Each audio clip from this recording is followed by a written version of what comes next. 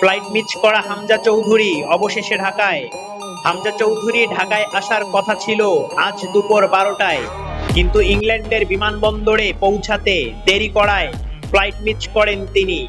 এর 5 ঘন্টা পরেই আরেকটি ফ্লাইটে অবশেষে ঢাকায় এসেছেন জাতীয় দলের এই মিডফিল্ডার।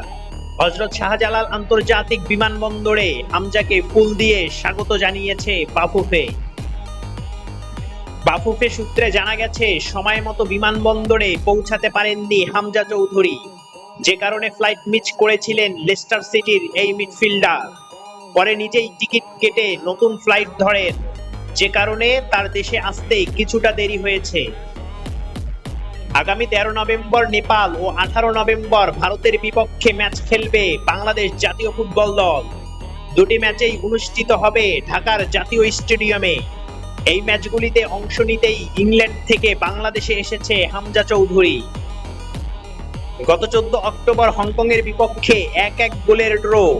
এশিয়া কাপ খেলার আশা শেষ হয়ে গিয়েছে বাংলাদেশের।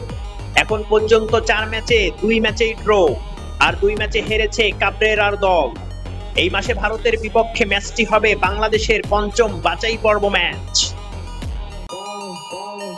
চ্যানেলটি সাবস্ক্রাইব করে সাপোর্ট করবেন।